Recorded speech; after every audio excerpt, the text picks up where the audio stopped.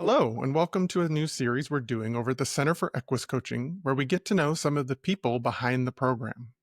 My name is Travis Stock, and I've been an instructor for the program for a little over 10 years at this point. Gotta say, it's pretty exciting for me to think about a decade of offering this joy filled work.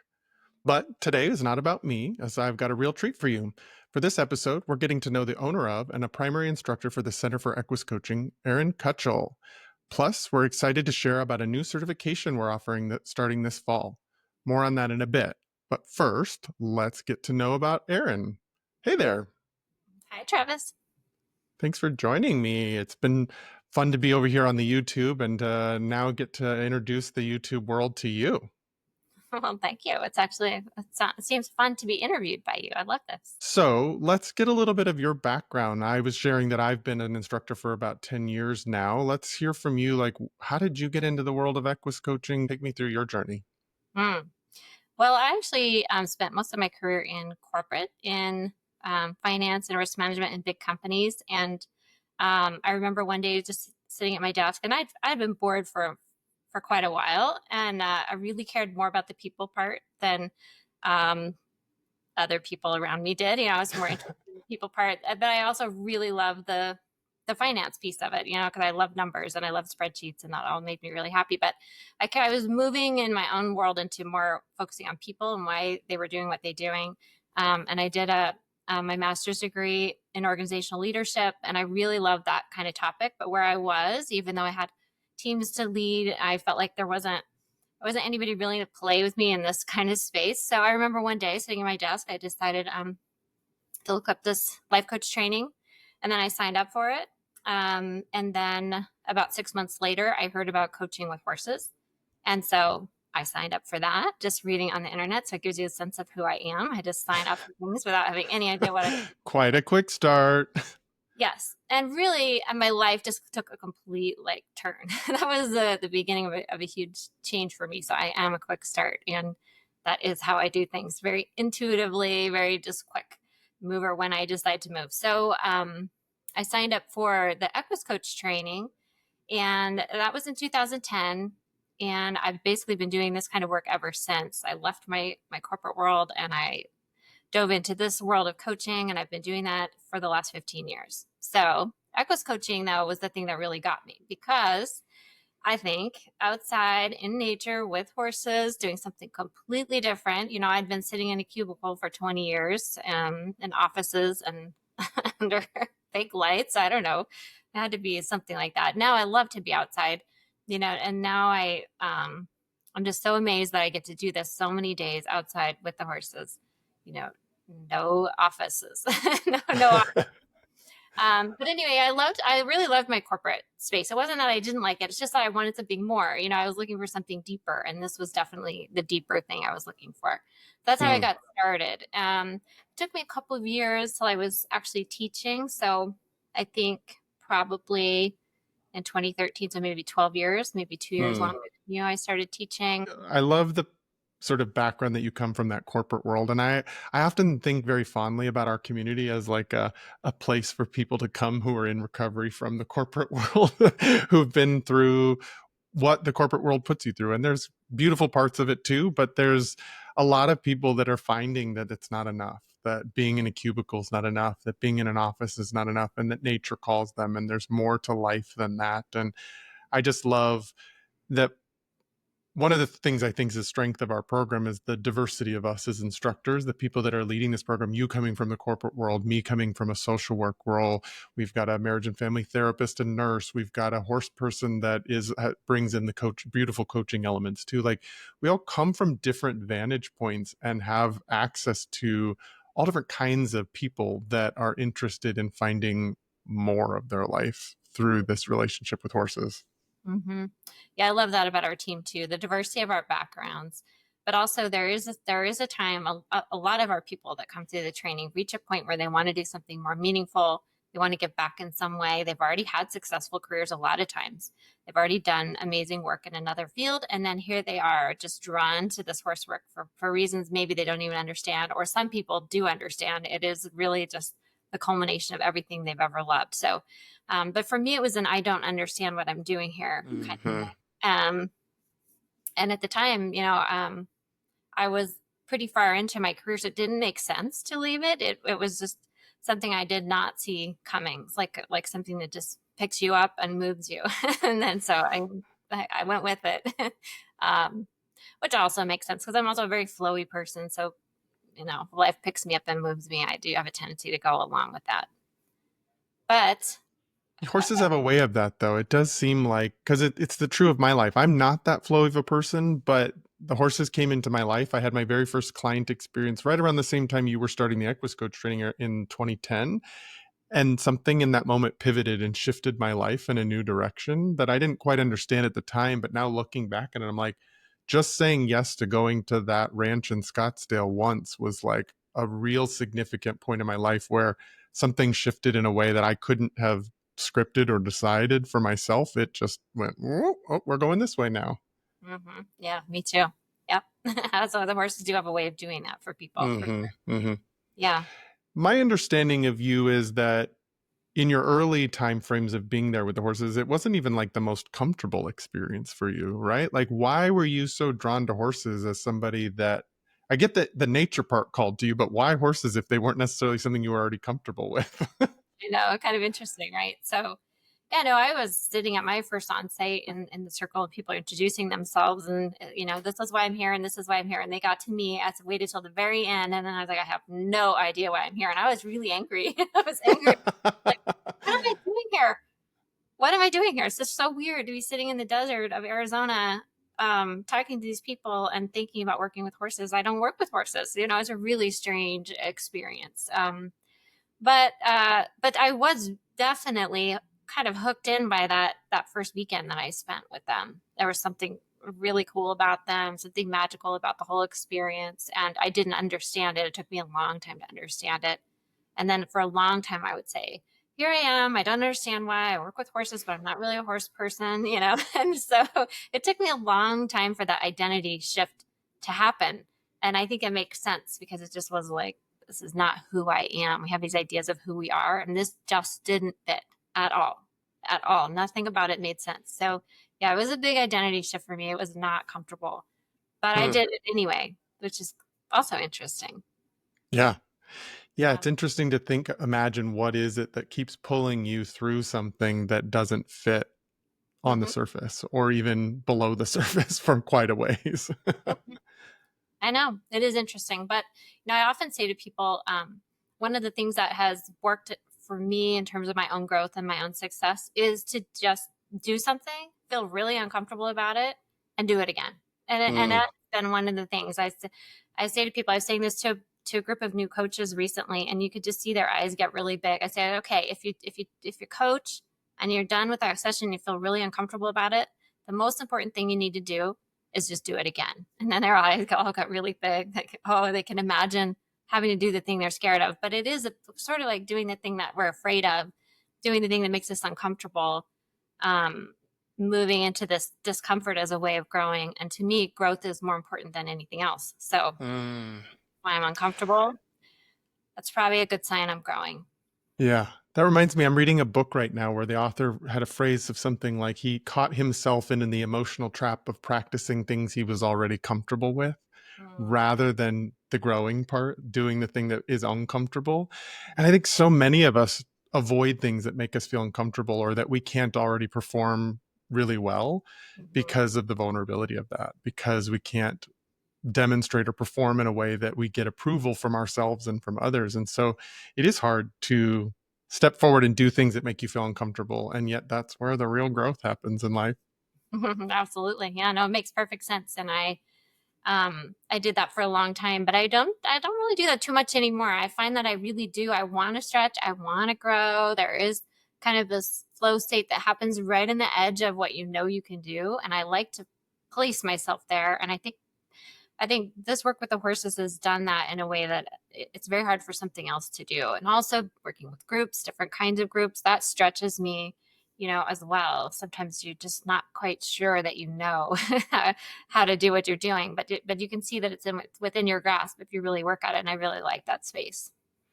What makes me think about like the growth journey been on most recently. So you started as like someone just quick start joining a training you didn't know. You started working through letting that sort of new identity of being an Equus coach settle in. You became an instructor, and then you stretched yourself even further by becoming the owner of this program. What drew you to wanting to take the next step in terms of really wanting to be a part of the vision for this program? Hmm. Well, that was a stretch for me for sure at the time. When I look at it now, it doesn't seem like it was that stretchy, but at the time, it was a big stretch. Well, I was already in love with this program. I had gone through years of teaching it. I was completely in love with it. And it was something that was really important to me. I wanted it to continue. And it was looking like it might not continue the way that it was. And so I thought, then my business background kind of kicked in. And I thought, wow, well, I could buy this program. um, and so that's where I guess one of the strengths of being in the business world came in, and kind of that helped me to be able to take that step and be able to do that. But I was thinking about this, Travis, when you were talking, is when I went through all of my like elementary, junior high, high school, college, and even my master's program, I never spoke in front of people unless I absolutely had to. They had to make me. So even in my master's program, And here that you are now on YouTube talking in that front of a lot of people. I wouldn't ask a question. I wouldn't answer a question. I refused really to speak in front of people at all. And then I remember early on when I started teaching, when I went through coach training, I didn't answer a single question. Someone would have to call on me before I would answer. So now here I am teaching all the time, talking in front of groups. It's definitely a place of discomfort, and I know it is for a lot of people speaking in front of groups. I'm a really introverted person. It's a huge growth thing for me. Probably that's was harder than buying the business was, because like I said, I could just draw on this business background and these things I already knew how to do, more behind the scenes, much easier.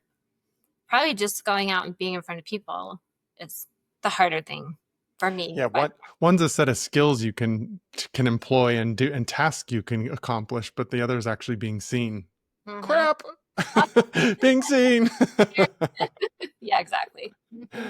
Well, I feel very honored that you decided to purchase this business, and I have enjoyed being able to be in collaboration with your leadership style. And you talking about yourself as a strong introvert, like I think that's another part of our strengths and in our diversities as a team is we are all kind of different people and lead in very different ways and teach in very different ways. And we all have different kind of styles. And I think that speaks to a lot of different kinds of people because you can be an owner, you can be powerful, you can be skilled at what you do, and you can still be an introvert. You don't have to be the sort of extroverted leader that we see out there in the world most of the time. Hmm. Yeah, I find that's really true when people go through trainings with us, that they discover that you can lead and be an introverted, more quiet person, more reserved person. And I love that. I love being able, because apparently about 51% of us are in the US are introverts. And so, we want that 50% to feel like they can do the same kind of things. Just there's a lot of power in that. Sitting back and observing and waiting to make your observations, or figuring out what's happening. It's a strength, it's Yeah. also a strength. And so I love it that we have the balance in our team, because we have kind of half introvert, half Yeah, we extrovert. do. Yeah. And I think as a community, we even skew a little introverted. I think that works well for the horses with our sensitive little co-facilitators. I'd love to hear, do you have any sort of values or a vision in your mind that helps guide you in your sort of leadership of this organization you lead from? Hmm. Yeah. So one of them, something that's really important to me is authenticity. And I think the authenticity is something that the horses really have taught us. They teach us you can't be in relationship with them and be inauthentic. It's the value of huge value of what we do is just how much they bring out authenticity in people. And, it's really important to me too. I really like us to be able to be authentic. I like to be able to help people feel like they can be who they are, and that's going to be enough. That's one of the things that feels really important. So we teach a skill, and we care about teaching the skill. We want to teach the skill well. But another thing that I feel like we do as an organization, and that's really important to us, and it's important to me, is to also have people grow. Like I already mentioned, I think that's really important. So the growth, the personal development, the ability to feel seen and authentic and accepted and in community. Those things are all really important to me in terms of values that we can operate from. And then if we can create that really well, then underneath that, people can learn a skill much more easily if they can feel like they're in a place where they're accepted the way that they are, and that they can grow and they can be themselves and be authentic, and all of that is perfect. And I think our team does a good job at that, just letting people be exactly who they are. Yeah, that really does feel like a natural way of putting into action what we've all learned from the horses. Our horses have taught us the power of authenticity, of being congruent with ourselves, of being aligned with our letting our thinking, our feeling, and our actions all be aligned. We've learned so much from them that why wouldn't we want to like teach from that place too? Why would we want to ask people to be different than they actually are when the horses have no interest in asking people to do that? Mm-hmm. Yeah. Yeah. Why would we want to run a business from any other place either? So a lot of Mm-hmm. times I see people learn this skill and then they put that all aside in order to run business. But why would we want to do Mm-hmm. business any other way either? So true. Well, I think it's interesting because we're really known for the sort of experiential and relational learning model that involves horses, the Equus coaching piece of things. But we're actually adding another certification to our program that I kind of teed up in the beginning that I wanted to talk to you about in this program. So we, within the last couple of years, have become a level two accredited coach training through the International Coaching Federation. And we are now training people to not only be able to be successful as an Equus coach, but people can leave being a coach in general. They can do coaching of all different types. And so because we have that, because we're training people at that level, high level of coaching, it opens up our opportunities for more people to join us in our coach training. And so let's talk a little bit about this new training that we're offering and this new certification that'll be starting this fall. Okay. Yeah. So we decided to open up our training, like you said, to people who are not Equus coaches, but who are interested in running groups. So running groups, facilitating different kinds of groups, both personal development groups, groups with families or corporate groups is something that as a team, we all do. And we all have a lot of experience with. And we've always taught it to our master facilitators who are second level in our Equus coach training.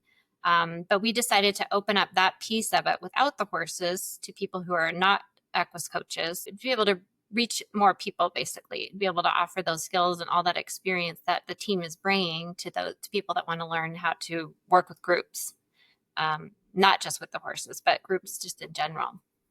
So this is the advanced certification in team coaching. This is also through the International Coaching Federation. Can you tell me a little bit about why we as the Center for Equus Coaching have sort of moved in the direction of being accredited through ICF, and why we think that's important?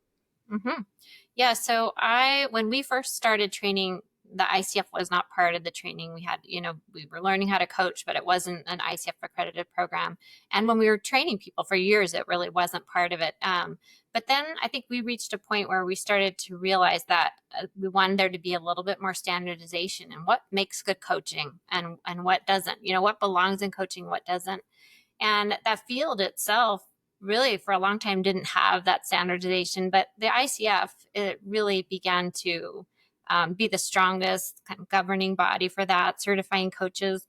And they created some core competencies, a list of 8 core competencies, which I really believe in. Those are really, they make a lot of sense. They match what I think good coaching is as well, what good coaching isn't, or it really matched up with the way we were feeling things should be called, what should be called coaching or not coaching. And so I started going through the ICF level training probably 4 years ago to be able to switch my coaching. I loved what it did for my own coaching.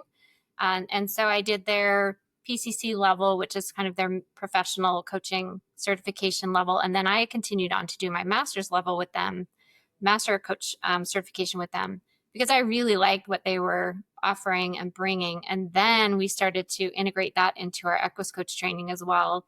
And our second level training, which our master facilitator training, we started to roll that out and put that in all of our trainings. And then eventually became a level 2 accredited program, as you said, for the ICF. And now team coaching is, in addition to that, it's a separate accreditation that we as an organization have to get from the ICF. And it's a separate certification that an individual can get to learn how to work with teams. So, who would be eligible to sign up for this new advanced certification in team coaching through the Center for Equus Coaching? Anybody who has gone through an ICF accredited program and understands the ICF core competencies and is an ICF certified coach can go through this training program. So that includes all of our Equus coaches that have gone through, but also includes anybody in any other program that's gone through. And we're starting with that base of people who've gone through ICF accredited programs so that they understand the core competencies with working with individuals. Because what we're going to do in the team coaching is now translate all of those core competencies to teams, working with teams. What are the kind of things you have to pay attention to in a team environment? It's just another level, a next level. So we want people to come in with a basic understanding of the core competencies already. Okay, yeah. So that's the important distinction, is that this has to be people that have already been through coach trainings and have some sort of some sort of certification through ICF coming into it already at the standard level through the either ACC, PCC, or MCC level in order to be able to apply for this program. But if people aren't that and they're brand new to coaching, we offer the Equus Coach training, which will give you that one of those accredited or one of those certifications firsthand. That would just be a first step for anybody that's new to the coaching world that's interested in being a part of it. Come and do the original program and get your certification there. And then if you're interested in doing teams, then we have the second program available for you where you can get the advanced certification in team coaching. Is that map right? Yes, it does. Yep. So if you want to take our Equus Coach training, that will get you your ICF certification, like you said. We also do some mentoring. So for people who've gone through different kind of coach trainings and they want to get their ICF, but maybe they didn't go through an ICF level accredited training, we can do that for people too. Yeah, so we have a lot of different ways to help people be successful at getting their certifications and getting them ready and prepared for an advanced certification like this one. Now, somebody that's a coach, what do they need to know in terms of like what makes team coaching different than if you're coaching individuals? It is a challenge to work with a group of people that already have their team dynamics in place. They already have all the different potential places they could be as a team, different stages they could be in as a team. They already have conflict. All teams have conflict. It is a challenge to be able to navigate all of that really well, to help somebody grow as an individual, but to also be able to take all that individual growth and be able to apply it at a team level so the team can also grow. Because growing in our relationships is different than just growing ourselves. And how do you manage the vulnerability of all of that so that they can come in, feel some trust and safety in the environment? And they need to experience trust and safety fast. You don't have time to build it over months or years. You have to build it really quickly. How do you build that? And then how do you start helping them learn to grow in an environment that feels safe enough to do that, to bring up some of the vulnerability? Because without the vulnerability, we're not going to grow, like we were saying earlier. Like growth is not easy. So you have to be able to create an environment that allows people to do that, and that's not an easy thing to do.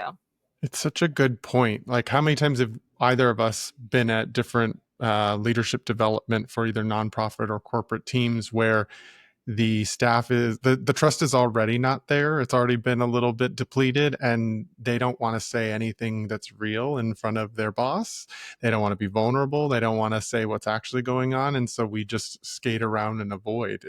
There's a skill set to being like, how do we build that trust and vulnerability really quickly? And I think that is such an important element for people to remember who are coaches who are trying to go into working with in-tech teams like this. There's more to be aware of when it's a team that's already together and that it already has its dynamics and power structures that it has to work through.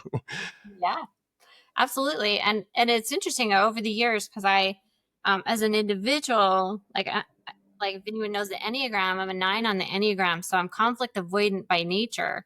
But now, just having worked with teams over the years, I really love to get the conflict teams. I love to get the high conflict teams. I feel like there's so much that we can do.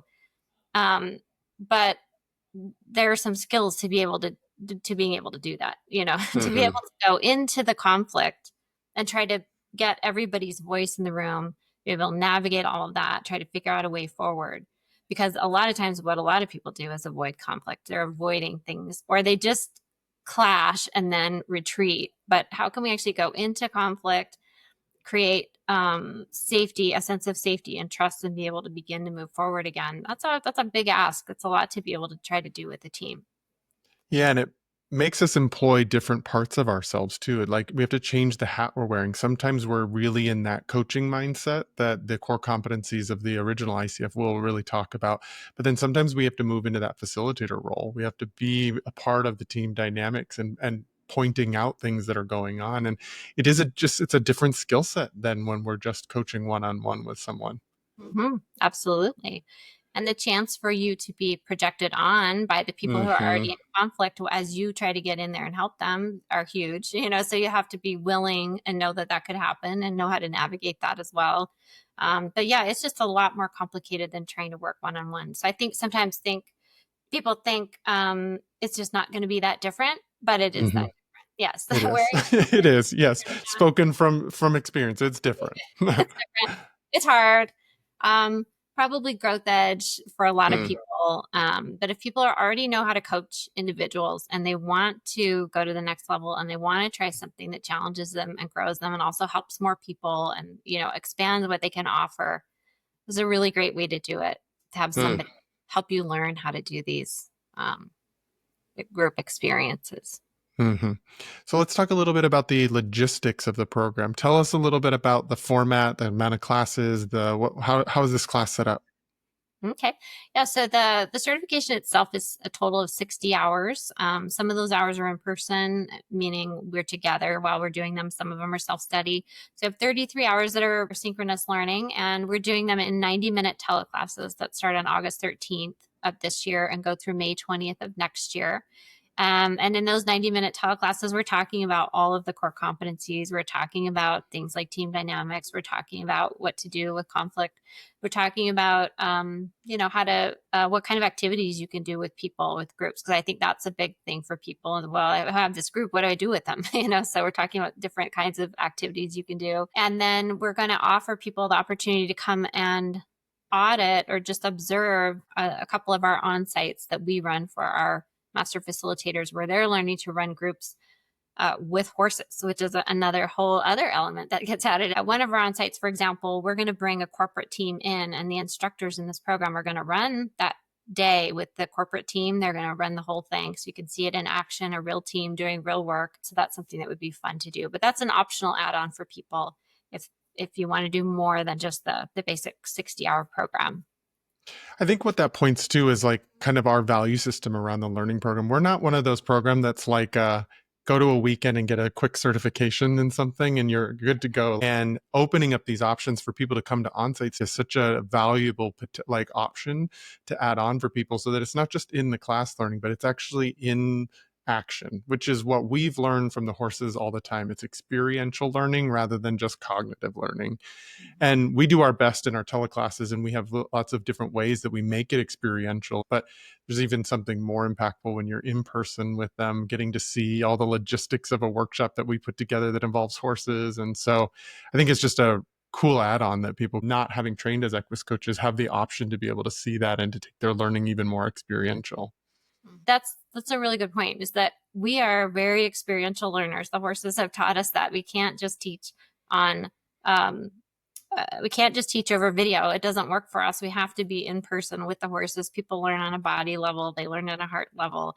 There's a much more experiential piece to it that you don't always get when you're just over Zoom. Hmm. Is there anything else you can think of about this program that we haven't touched on that might be good for people to know about as they're considering signing up? I'm just thinking about our instructors. There's a lot of experience there. So, and Renee Sievert, who when I first started coaching, had already been doing a lot of this work for a long time. Sometimes I say to people that she taught me everything I know. Sometimes I, because it feels true. We'll be there. There's a lot that I learned actually. I got a lot of my experience by just being with her and observing what she did and learning from her and being in person with her as she would run groups. And then I would pick up little things that she did and then started to, add my own pieces into that. But so she'll be part of that. I think that's really great too. And then, as you already mentioned, Kasha, who's our a horse person who there's nothing that Kasha says that I don't love. I absolutely love everything that she says, especially she's learned so much experientially with the horses, and it applies so beautifully to human beings. And she's so good with things like grief. And sometimes when I hear her speak to people, I'm just really amazed what she's able to pull together. And then, of course, Travis, you have a ton of experience too. Yeah. Yeah, Yeah. we're a good team. We're with a lot of experience and a lot of different pieces of our backgrounds that we bring to this. And, as you said, that piece around Kasha being really good with grief, I just think about like even just that is such an interesting part of working in teams that rarely gets talked about. Like there's a lot of like I think about a lot of our current like world, and I live in Seattle, and so there's a lot of the tech industry here. There's a lot of layoffs going on. There's a lot of organizational change going on in some of the tech industry right now. And I think about like how rarely is there space to talk about the grief that comes up with people around that, to have to struggle through change, to lose trusted and good people that you've worked with in the past when you're still there, or to be somebody who has been laid off and trying to rebuild your career in a different team now. Like, how do you re-enter? I think that there's just going to be some really important elements like that that sometimes don't get talked about in terms of team coaching in a more traditional sense, that we're going to bring to the table because that's where our skill sets are and what we really see as valuable in terms of people processing how to be in relationship with each other when there's a shared task and a shared job that we're working on together. Yeah, absolutely. And we are going to talk about grief in this program. And it's true, when I work with groups, there's so much unprocessed grief that's really at the bottom of what's happening in the team dynamics. But because we're taught that we can't bring that stuff to work, people in the teams they have no idea that that's what their coworkers are going through. So they won't know about major important losses in their lives. Sometimes like the layoffs and stuff, people may be more willing to share those kind of things. But there's also all the other grief that we have that people are living with and bringing to work every day, but we're not allowed to talk about. I mean, I was there. I was there for 20 Yeah. years in that space where you're not supposed to bring any of your emotions to work, which of course isn't how it really works. And so, yeah, to be able to address those things safely in a group, allow grief to come up and be expressed and even witnessed by coworkers is a really important thing that we are going to talk about how to do.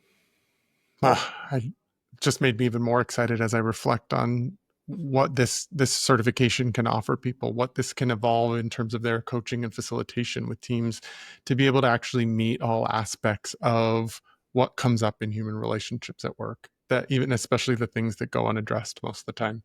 Yeah. Yeah. Give me the dates again on when this is going to start, so if somebody's watching this, they know when the deadline is. The first class is August 13th. So the deadline's the weekend before that to sign up, the Friday Okay. before that. So I know our page is up on our website, so you can go to equuscoach.com to find out more about that. We'll also make sure the direct link to that is in the show notes for this so that you can access that if you're curious to learn more about the format of this class, more about the on-sites that are optional for anybody that is coming in a little new to Equus Coaching and wanting to get that sort of experiential learning that can come from being at on-sites. More to learn there. And I'm just so grateful that we got to have this conversation and to share about this new thing that we're excited to be offering this fall. Me too. Super fun to have a conversation with you about this. Thanks so much, Erin, for joining me, for being the owner of this program, and for allowing us to do our favorite work in the world. Like, you really hold a big piece for us being able to continue doing this. And so I just thank you for all that you've done to make sure that we're still able to bring forward this work that we all feel is important and has changed our own lives, and we see it changing other people's lives all the time. So thank you for all you've done. You're welcome. Thank you, Travis.